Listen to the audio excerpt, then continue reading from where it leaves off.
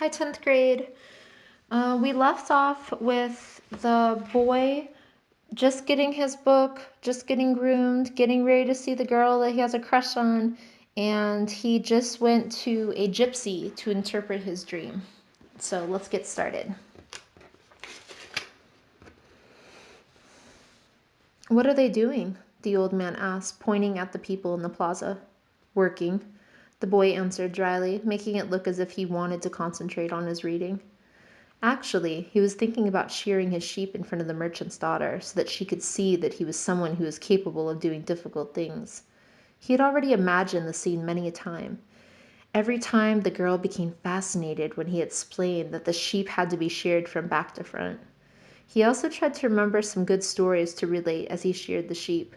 Most of them he had read in books, but he would tell them as if they were from his personal experience. She would never know the difference because she didn't know how to read. Meanwhile, the old man persisted in his attempt to strike up a conversation. He said that he was tired and thirsty and asked if he might have a sip of the boy's wine. The boy offered his bottle, hoping that the old man would leave him alone. But the old man wanted to talk, and he asked the boy what the book he was reading.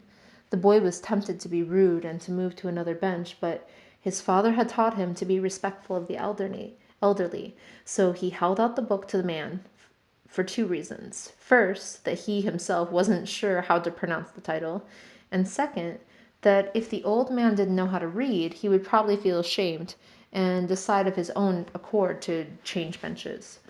Said the old man, looking at all sides of the book as if it was some strange object. This is an important book, but it's really irritating. The boy was shocked. The old man knew how to read and had already read the book. And if the book was irritating, as the old man said, the boy still had time to change it for another. It's a book that says the same thing almost all other books in the world say, continued the old man. It describes people's inability to choose their own personal legends, and it ends up saying that everyone believes the world's greatest lie. What's the world's greatest lie? The boy asked, completely surprised. It's this: that at a certain point in our lives, we lose control of what is happening to us, and our lives become controlled by fate. That is the world's greatest lie. That's never happened to me, the boy said. They wanted me to be a priest, but I decided to become a shepherd. Much better, said the old man, because you really like to travel. He knew what I was thinking, the boy said to himself. The old man, meanwhile, was leafing through the book without seeming to want to return it at all. The boy noticed that the man's clothing was strange. He looked like an Arab, which was not unusual in those parts. Africa was only a few hours from Tarifa. One had only to cross the narrow straits by boat. Arabs often appeared in the city, shopping and chatting their strange prayers several times a day. Where are you from? The boy asked. From many places. No one can be from many places, the boy said. I'm a shepherd and I have been to many places, but I come from only one place, from a city near an ancient castle. That's where I was born. Well, then, we could say that I was born in Salem. The boy didn't know where Salem was, but he didn't want to ask, fearing he would appear ignorant. He looked at the people in the plaza for a while. They were coming and going, and all of them seemed to be very busy. So what's Salem like? He asked, trying to get some sort of clue. It's like it's always been. No clue yet. But he knew that Salem wasn't in Andalusia. If it were, he would already have heard of it. And what do you do in Salem? He insisted. What do I do in Salem? The old man laughed. Well, I'm the king of Salem. People say strange things, the boy thought. Sometimes it's better to be with the sheep who don't say anything, and better still to be alone with one's books. They tell their incredible stories at the time when you want to hear them. But when you're talking to people, they say some things that are so strange that you don't know how to continue the conversation. My name is Melchizedek. I think I pronounced that wrong. Sorry, guys, said the old man. How many sheep do you have? Enough, said the boy. He could see that the old man wanted to know more about his life. Well, then we've got a problem. I can't help you if you feel like you've got enough sheep. The boy was getting irritated. He wasn't asking for help. It was the old man who asked for a drink of his wine and had started the conversation. Give me my book, the boy said. I have to go and gather my sheep and get going. "Give me 1/10 of your sheep," said the old man, "and I'll tell you how to find the hidden treasure." The boy remembered his dream, and suddenly everything was clear to him. The old woman hadn't charged him anything, but the old man, maybe he was her husband, was going to find a way to get much more money in exchange for information about something that didn't even exist. The old man was probably a gypsy too. But before the boy could say anything, the old man leaned over, picked up a stick, and began to write in the sand of the plaza. Something bright reflected from his chest with such an intensity that the boy was momentarily blinded. With a movement that was too quick for someone his age, the man covered what it was with his cape. When his vision returned to normal, the boy was able to read what the old man had written in the sand. There, in the sand of the plaza of that small city, the boy read the names of his father and his mother, and the name of the seminary he attended.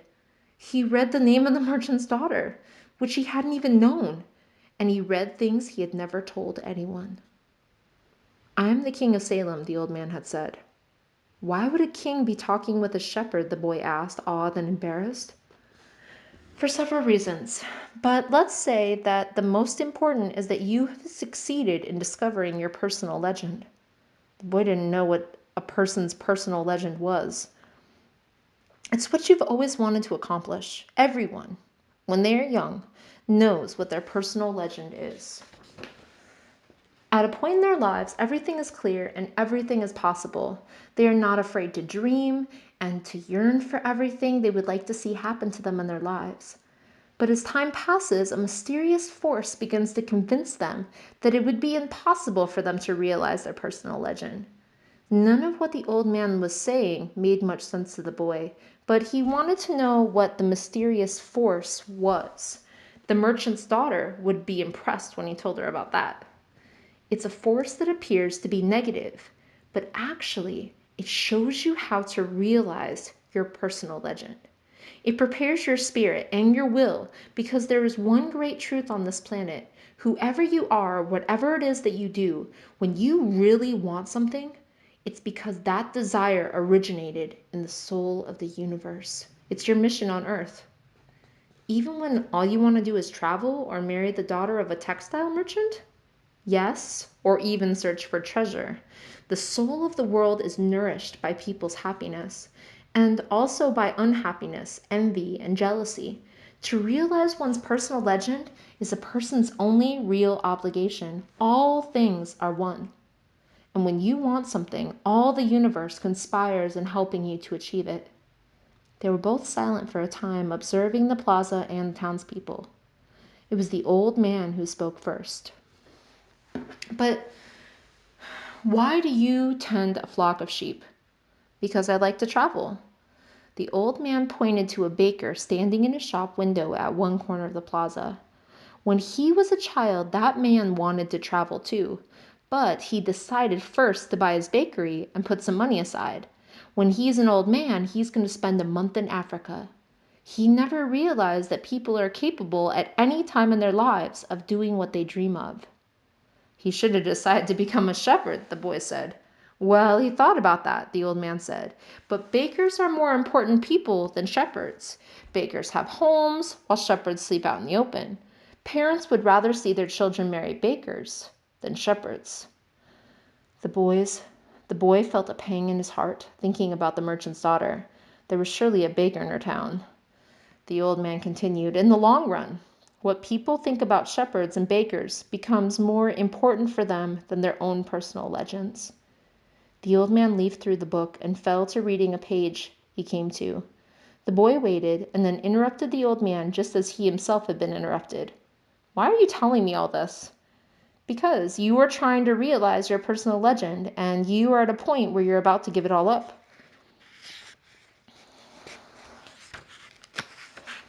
"And that's when you always appear on the scene?" "Not always in this way, but I always appear in one form or another. Sometimes I appear in the form of a solution or a good idea. At other times, at a crucial moment, I make it easier for things to happen. And there are other things I do too, but most of the time people don't realize I've done them." The old man related that the week before he had been forced to appear before a miner and had taken the form of a stone. The miner had abandoned everything to go mining for emeralds. For 5 years he had been working a certain river and had examined hundreds of thousands of stones looking for an emerald.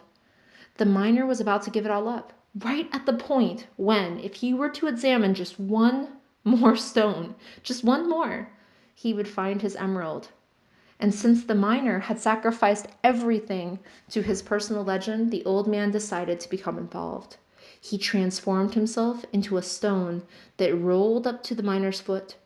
The miner, with all the anger and frustration of his 5 fruitless years, picked up the stone and threw it aside. But he had thrown it with such a force that it broke the stone it fell upon, and there, embedded in the broken stone, was the most beautiful emerald in the world. People learn early in their lives what it is their reason for being, said the old man, with a certain bitterness. Maybe that's why they give up on it so early too, but that's the way it is. And this is where we'll stop for today, guys. Bye. If you're interested in reading more, make sure that you click on the link for tomorrow.